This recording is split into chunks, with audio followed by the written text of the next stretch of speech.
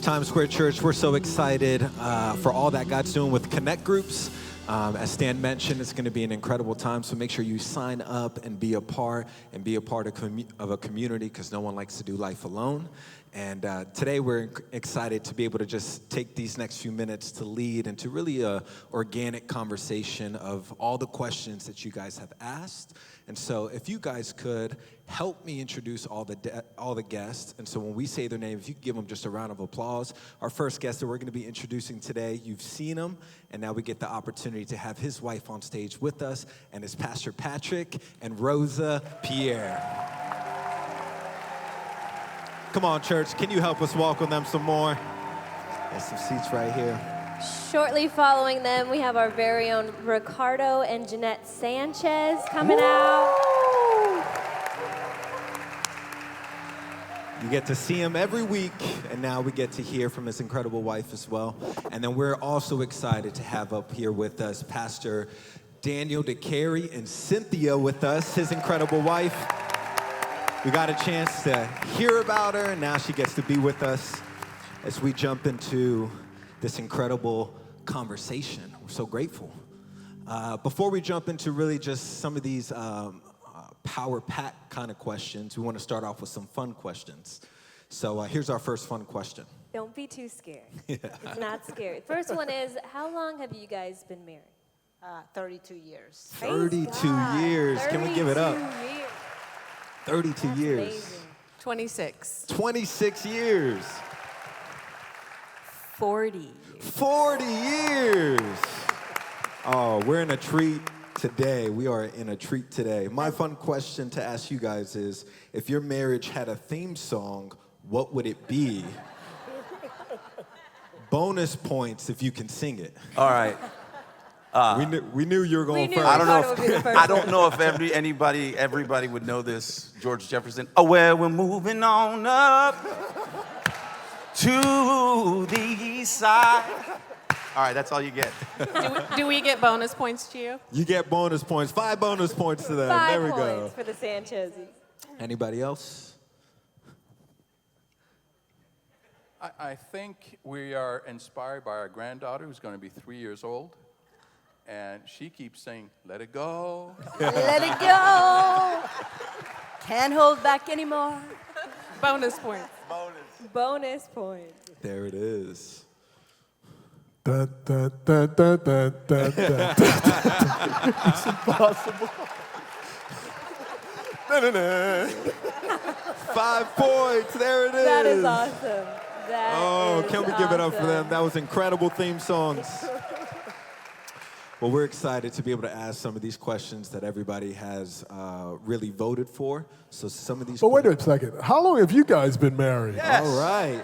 We've been married for 2 years. There we go. And what's your guys' theme song? Ooh, I didn't expect the question back. Me neither. You got to choose. Man,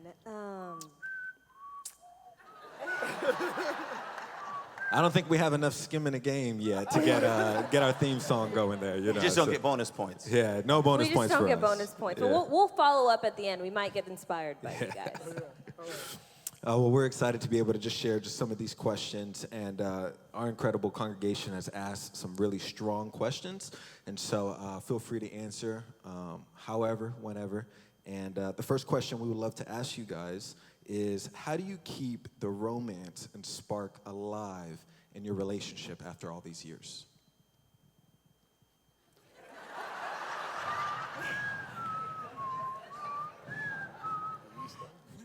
I'll start, I guess. I guess probably by being as intentional, that word has been used a lot, by being intentional about spending specific time together. It's so hard in this day and age. We're always so busy, so we actually schedule time in. I know, sounds kind of corny, but we do schedule time where we say, okay, this is just for us, and we're not going to let any other distractions. It's not take it for granted. It's been 40 years, but we're not taking it for granted. So Yeah, so keep good. being intentional. Yeah, and I think you also have to set your heart towards your spouse, because it's very easy to get distracted and, life and everything that we have to do. You have to like set your heart towards your spouse and not let anything pull you away.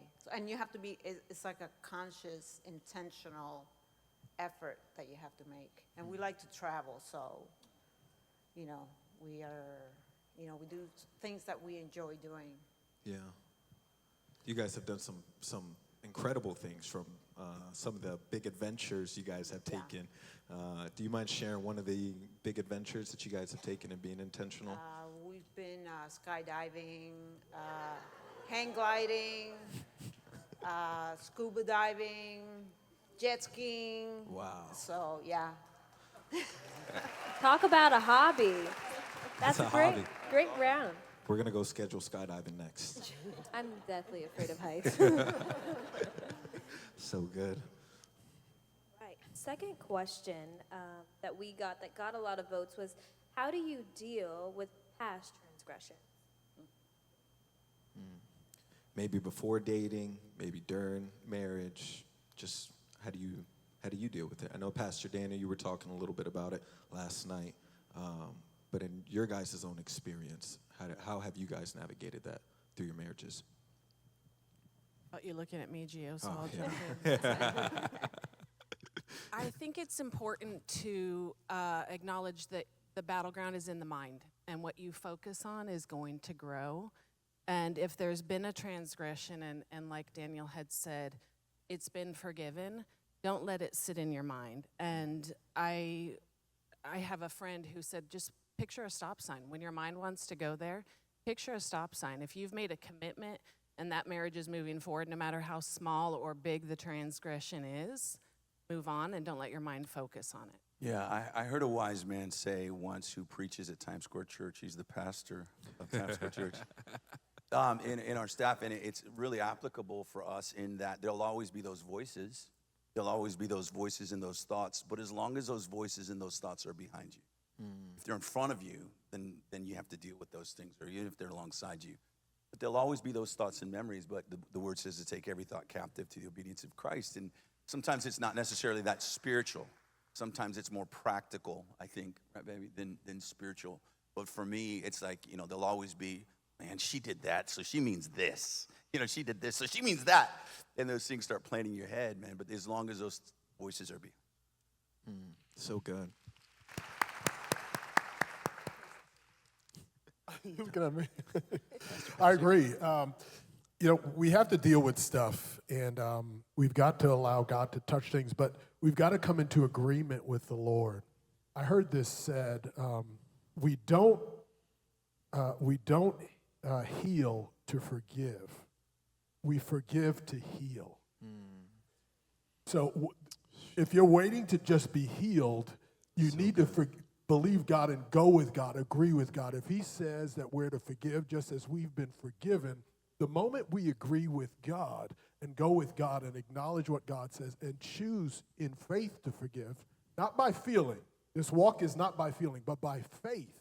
We choose to agree with God and release offenses. Healing comes because we've gone with God.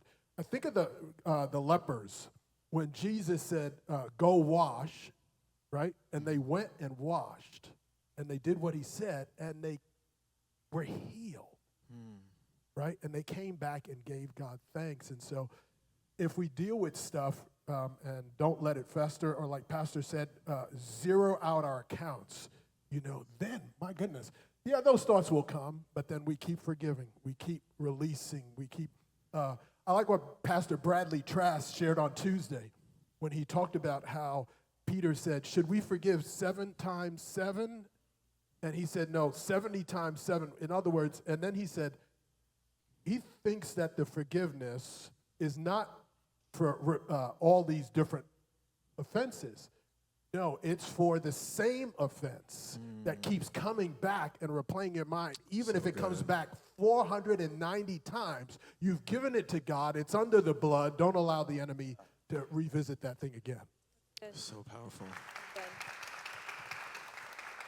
It's incredibly powerful. Here's a question, a little bit within the same vein, but I think before I ask, I think there's often a stigma within what God calls you to.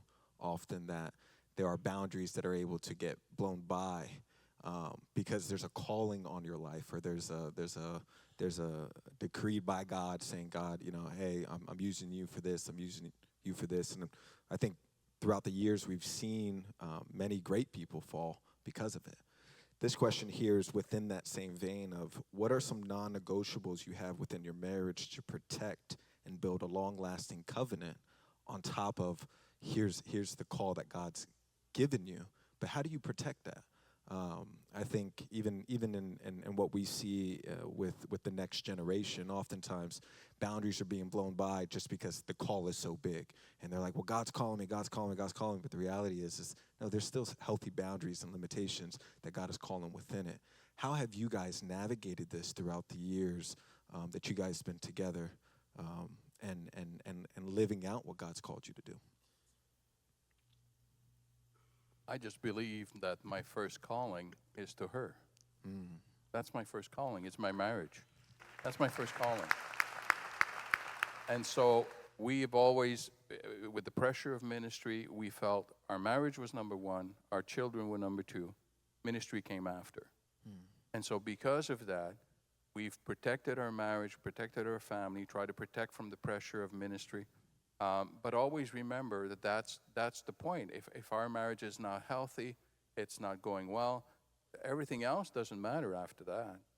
And so to protect it and to guard it, sometimes it wasn't, when I first started to learn that and bring back priorities in my life because the church was a little too demanding, was actually to start to write it in my agenda. Family night, couple night. And so people would ask me, Pastor, can I see you on that time? Let me check. Oh, no, I'm sorry, I already got something in my agenda, right? Little did they know it was just to spend an evening at home. But it was a priority. It was a priority. So to make it a priority, and then what follows with it and protecting that. And we are old enough we could just say, well, we'll unplug the telephone. And we had peace. You know what that means? I don't think they know what a telephone is.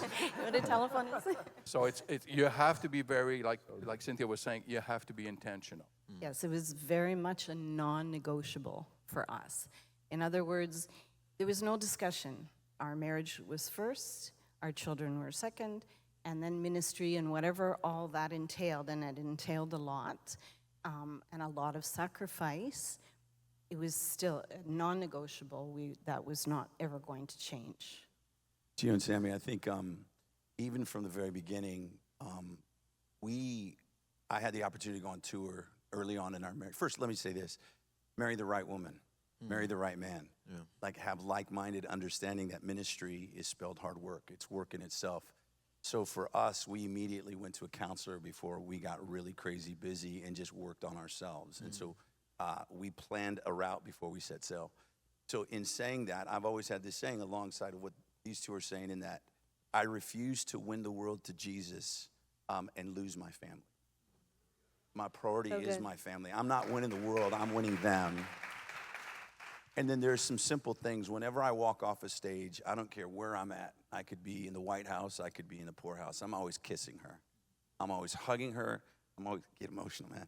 I'm always, because I want the world to see who my priority is. I'm unashamed of the gospel of Jesus Christ, and I'm unashamed of this relationship. And the other last thing I'll just say is that our family is really big on I love you. I mean, we'll just sit there. It's non-negotiable. We just, hey, Cardo, hey, Si, I love you, man. Love you, Dad. You know, they'll respond. So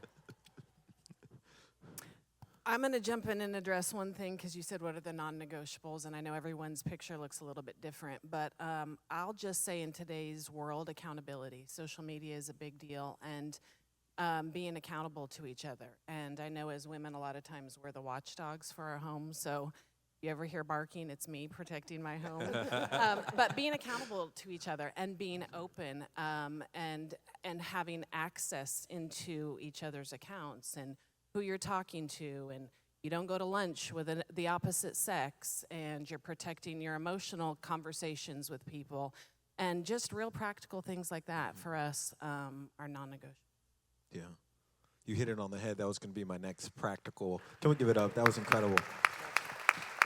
Well, the practicals, I think, is what oftentimes people struggle with. It's like, how close to the line is okay, and they think, well, a cup of coffee is okay, or a lunch is okay, or, it's just a DM, and you don't realize how far you're pushing that line every single time into really a damaging place. So thank you for sharing that insight. It's vital. I think it's definitely needed in the space of today.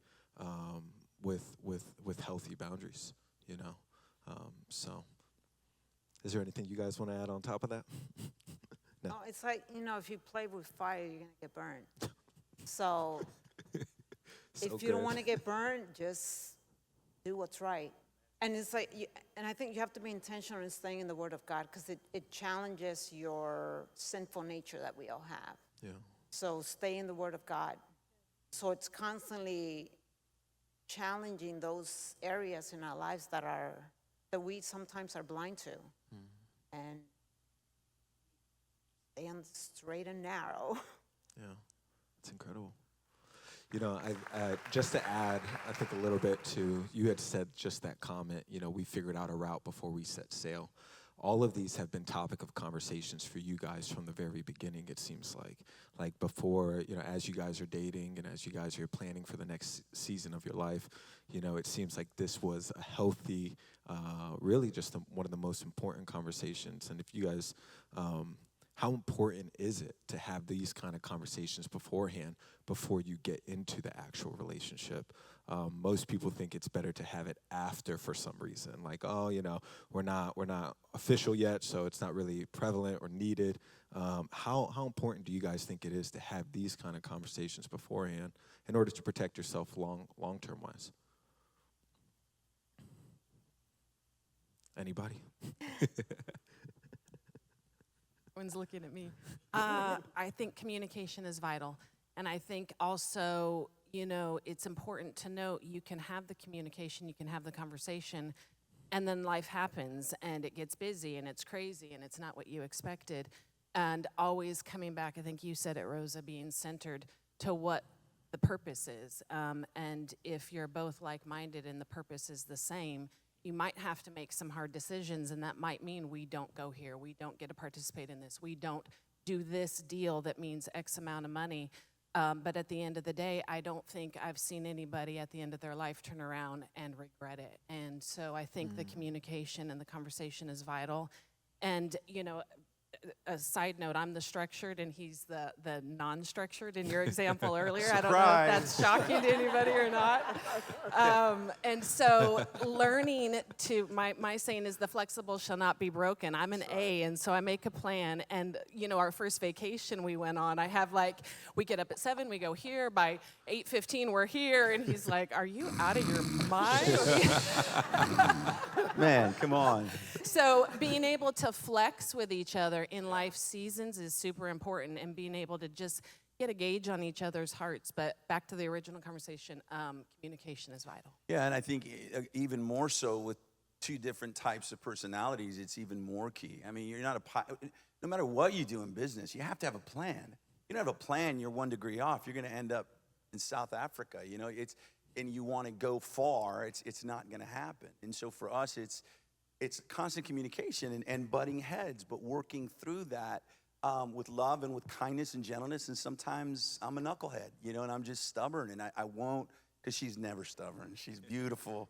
But we always fight. Yeah, it's vitally important, I think, to anything you're doing in life, whether you're single or married, what you're doing now and preparing your life, making a plan. We don't start a set list. You might think all this is spontaneity on the platform. You could ask the team. We go over stuff. We're planned. We know exactly. And, we plan for spontaneity. And sometimes, like Jeanette so eloquently said, life happens. And you go left and right and up and down, and things come in your way. But you don't just stop. You have to live life. You have somebody who's next to you, a life partner who's next to you, that depends on how you're going to respond. And so just having an idea and having someone patient enough to let you process is super important. So planning for us has been so vital, so vitally. So good. We have a lot of people in the room who may not have had an example of a marriage and a family or even a healthy marriage. And so when it comes to, like you said, Rosa, challenging some of those things, like you said, Jeanette, like being that person who is watching and protecting your marriage, when it comes to a place where you guys have conflict in some of your perspectives, how do you guys handle conflicts efficiently?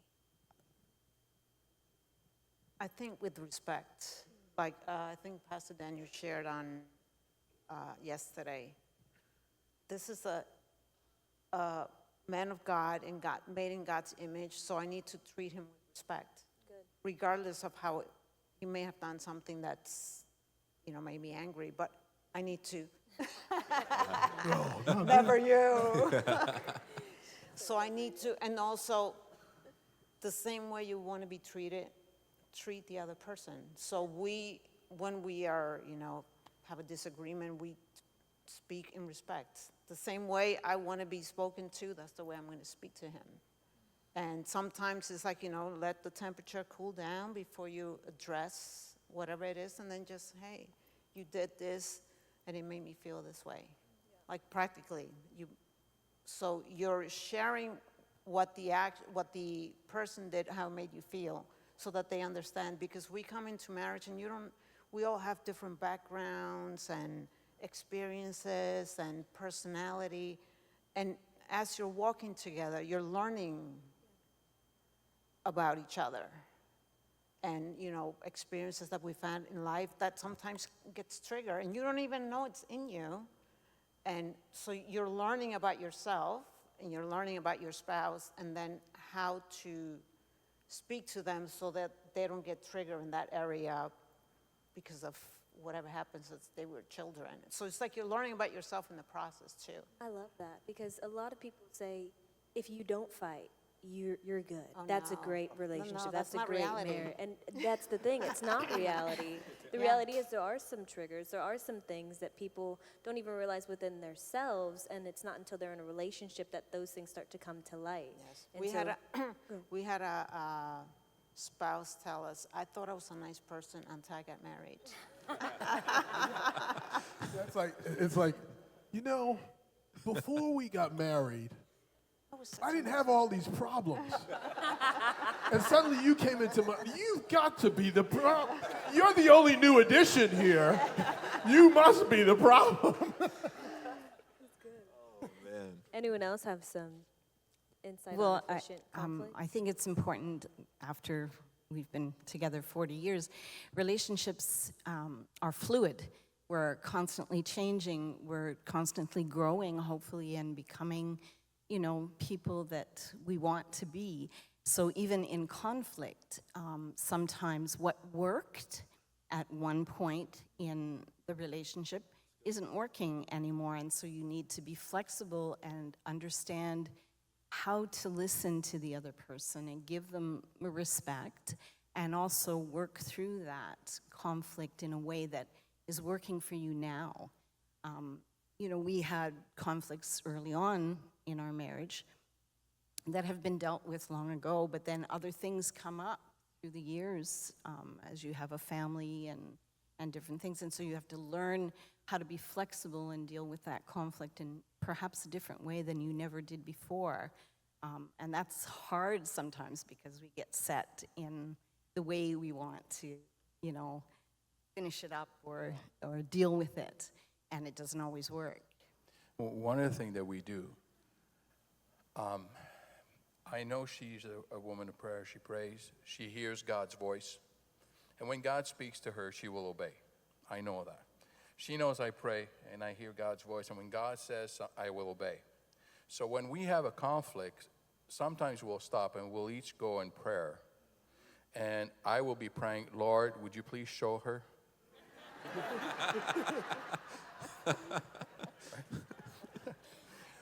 But then I realized, well, she's praying the same thing. And so I said, well, Lord, if it's me, show me. Show me. And there's been times when we've had a conflict. I remember one about a few years ago, And we had a conflict, and we said, okay, we need to just take some time to cool down and just, And I went to prayer, and I said, Lord, would you please show her what's going on and whatsoever. And the Lord clearly told me, he says, the problem why you're having a conflict right now is, Danielle, you're just being selfish. You're just thinking about yourself. You're not thinking about the impact on Cynthia. You're just being selfish. And so we sat back down. I said, I have to start with asking for your forgiveness. I did not realize I was being selfish. So prayer will oftentimes, instead of just battling, is go to prayer and say, Lord, is there something that I'm doing here? And expressing and communicating. And then oftentimes it's also to say, this is how I'm perceiving what's happening now. This is how it feels. Like I was saying last night. We all have our backgrounds. We all have our story. And so sometimes something will be said and we interpret it. And that's why it was so important what Pastor Patrick was saying this morning. Clarify. What is being said here? Because I'm hearing it in a different way. So we clarify things. So Jeanette and I didn't grow up in a godly home. I didn't grow up where I had a great example of who and how to be a man of God. I didn't have a great example on how to be a man of character and integrity. So I met the Lord when I was 17. Jeanette grew up in a Christian home where it was a bit dysfunctional, and I'll let her explain that. But for me, it was really difficult to understand what conflict is. A lot like Patrick was saying, I didn't know I had problems until I got married. I didn't know how much of a mess, honestly, I was. And I thank God that he put Jeanette in my life because she was patient. It actually came out when I went to go, I was a part of this thing in Phoenix with T.D. Jakes. And she gave my seat away up front. I was sitting up front, y'all. I just want to clarify that this story happened like 23 years ago. Yeah. Just want to clarify. But it's just an example. Got him. Come on, stretch your hands towards me. Father, I receive. It's the laying of the hands. My point in even bringing that up, is it was the first time that I recognized what a fool I was and how silly I was to get so frustrated. Because it was like I was looking in the mirror going, I am so mad right now.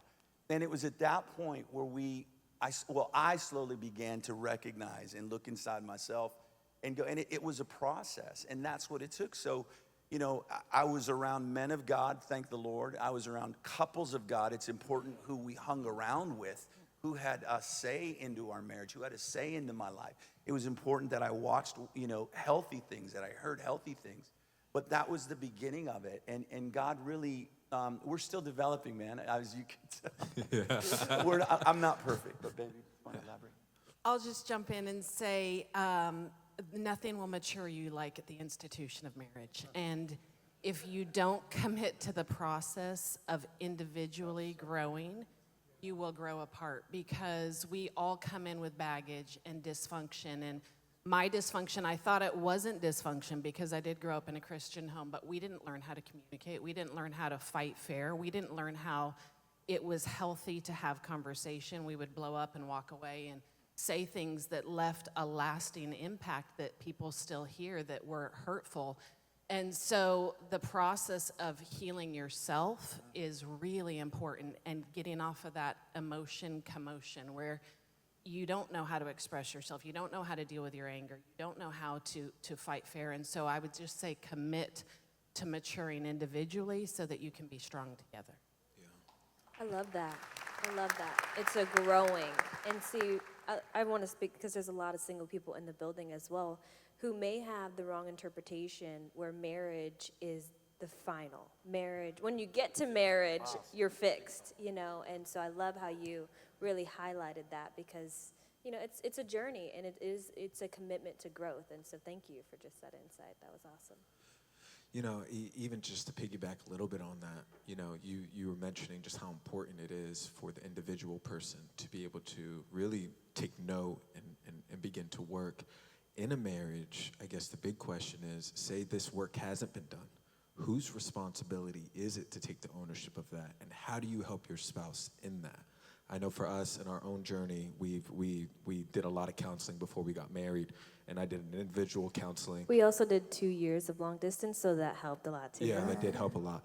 But there was a lot of triggers within me that I just didn't know. And so when I went through all the counseling, I recognized it. And so when we get into disagreements and godly disputes, it's Holy huddles. holy huddles. That's the best way to.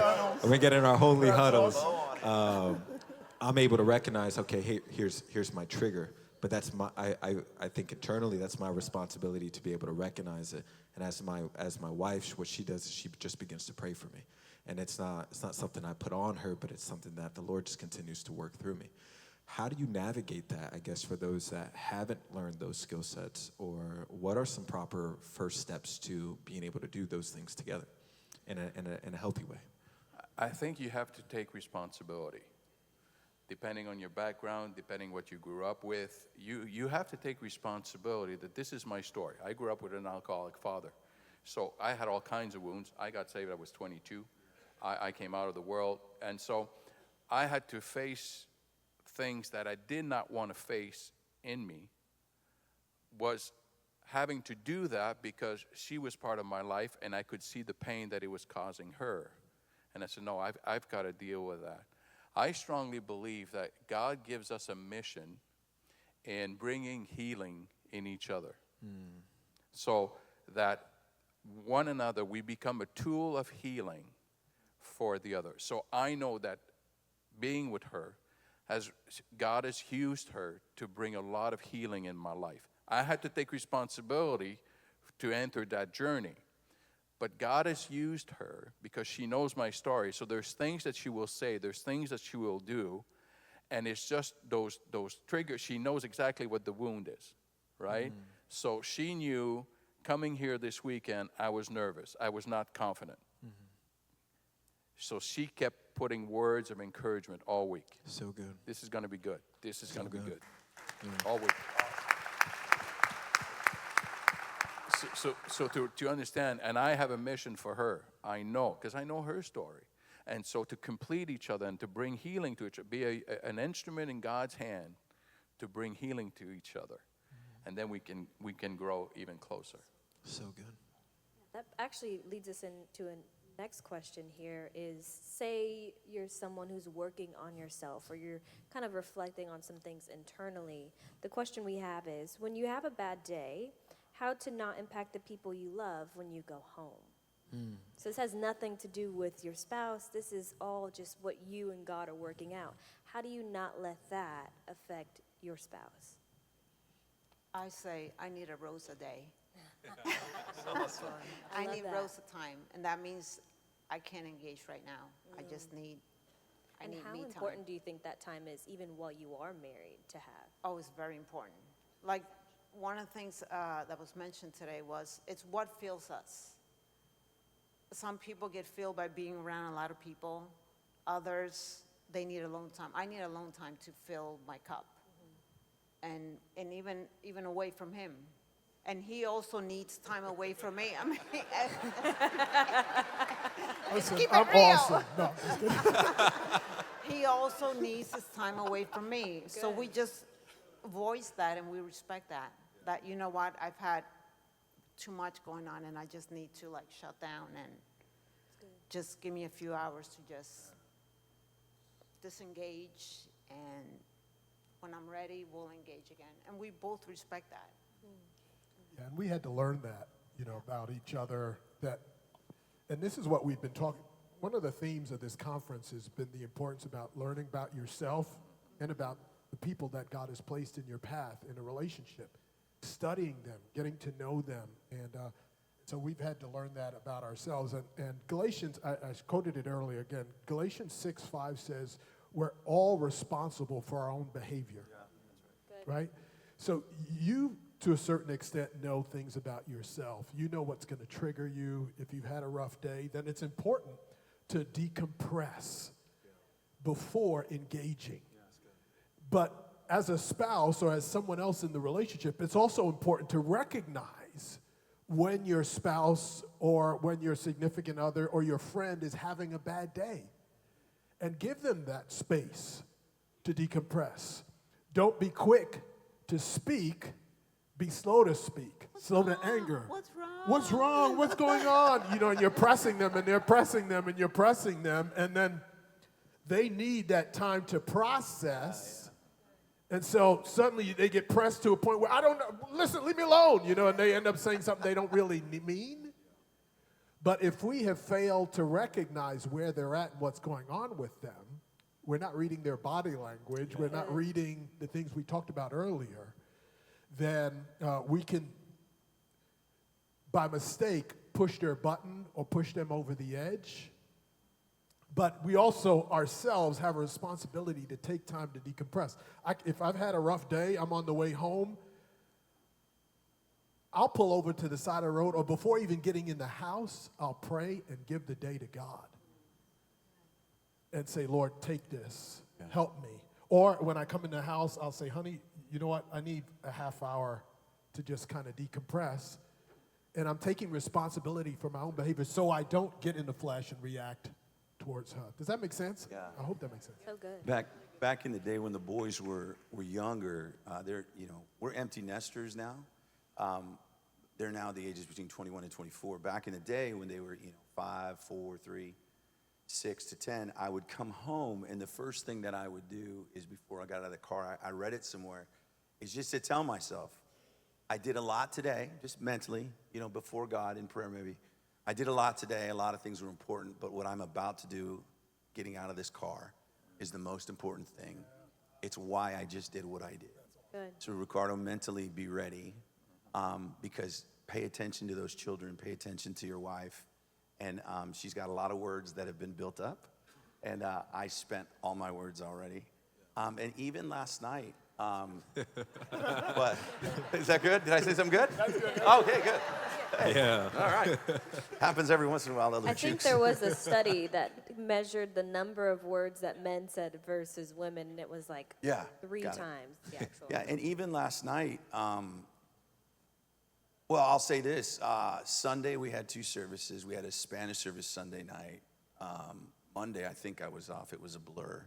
But Tuesday, we had all-day meetings. Wednesday, we flew to Alabama, did a conference Wednesday night, flew back Thursday, had a rehearsal for y'all for this conference.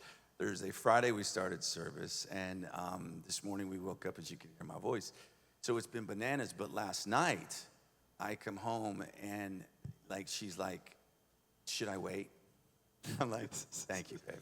It's okay. Because she loves to talk and analyze. She has a list of a list of a list. That's who this is, yeah? I think that's why y'all blonde-haired connected or something. I don't know. all the Black women sweater. say, See, black sweater. There, Yo, bro, we could do vacation together. Let's go. We would be chilling, and they'd be running around. I feel the need to represent really quick and break this up. It is the truth. Most women like to talk, but I think what he said is also important. There was a season you would blow past those boundaries or be completely unaware of the fact that he's just fried, and no matter how hard he's trying, it's just a bad time. And so rather than being offended or hurt, it's like Rosa said, you just respect those boundaries. And even, football game, I used to have, and probably still do, the worst habit of interrupting or asking a question, like right at the pivotal moment, and you can see the pause button, and he's like, Waffles. yes, baby, how can I help you? And so just being able to pick up on those cues and know that it's not about you, don't take it personal. Again, the maturity thing back in the... And just to really keep it real, even after 40 years, those are things that we're still kind of learning. Oh, praise God. Again, every You're day still is... working on it. Yeah, I know. Praise God. It helps us. The reality is that is the truth. It's sometimes hit and miss. Yeah. Most of the time I get it. Most of the time I can read, okay, he's not in the mood to be talking. But that's exactly where it starts. It starts with you. You say to yourself, okay, I've had a bad day. He's had a bad day. It's been a rough week. Let's, take a step back and figure this out. Yeah, it's self-awareness, to know how you cope with things, how you react to things, what you've gone through. And I know that when I finish a whole day of counseling, when I've maybe had 8 or 10 appointments, I'm kind of burnt. Yeah. I don't want to listen to somebody. And so I need my space to kind of recharge my batteries. I said earlier, I'm not a morning person. Oftentimes, that's the time then she's there, and she's awake ahead of me, so she's already, the engine is running. And I can't even find the key to start it. However, she's the most important person in my life. Yeah. So if I make the effort to listen to people all day long, then I need to make an effort to say, no, you are worth me making an effort. I know I need my time, yes, but I also need to say, okay, yeah, you need to talk because you haven't seen me or you haven't talked, and you know. And there were times when I was listening to what you were saying, there were times it's because of her, she brought me back to what's important, our marriage and our family. I had a pastor come in to see me with his wife real quick. And she started, and they were really a lot of tension, and she started to say, my husband has a mistress. And he looked at me and said, what? What do you? So he literally called her crazy in front of me. He said, you're crazy. I don't have a. And then she started, yeah, you think about her all the time. You're always available for her. If she calls, you answer. And this poor guy was going, what? And then she says, yeah, your mistress is called the church. And she described the ministry as a mistress. Wow. It was so powerful, so powerful. So sometimes it's good to be brought back to say, hey, what are the priorities in our lives here? Yeah. Our marriage, our children, our grandchildren, and to pursue that, yeah. And we've actually sat down and said, okay, these are the things, these are the subjects, these are the issues that are important to break through that time when we've been having a bad day, because they have to be discussed. And we need to put ourselves aside and put those feelings and that exhaustion even sometimes, because it's urgent. We have to discuss this. And we've had to do that because life just happens all the time. There's just so much all the time. Yeah, it's powerful.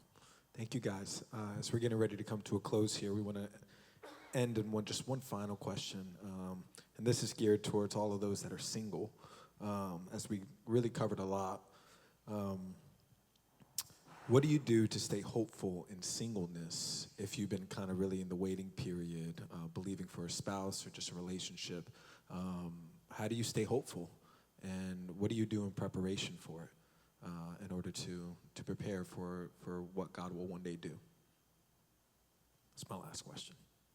Well, I guarantee you your spouse is not looking for a project. And I guarantee you your spouse is not looking for someone that they've got to raise. And I think we were all saying it to some degree. It's self-reflection, it's self-discipline, it's growth. And we've had these conversations with our 3 sons. I mean, do the easy stuff. And this might seem fundamental, but there's some people who need to hear it. You know, it's not necessarily even about a spouse. Do the easy stuff. Do the easy wins, right? Bathe, comb your hair, be presentable. Like, okay, read your word. Be disciplined in your life. Good, and I get it, Treg. It's hilarious, but you'd be surprised at how many people are going, well, they'll help me. They'll make me better. No. My wife wasn't looking, honestly, for a project. She was looking for a man of God. Yeah. And I was looking for a woman of God. And so in your singleness, that's what I would be busy doing, is just that, pursuing God, asking him, Father, develop me, and stop thinking about a spouse and start thinking about the Lord. Amen. You want to add on top of that? No. I was just going to say pursue contentment. It never changes. So if right now it's a spouse, after you get married, it might be kids, it might be a house, it might be something new. Pursue contentment. It doesn't ever change. There'll always be something, and you'll always be that next step and not enjoying the season that you're in. So enjoy the season you're in and lean into, like Ricardo said. So good. I think it's important for single people. I know loneliness can be painful, but there's a worse loneliness.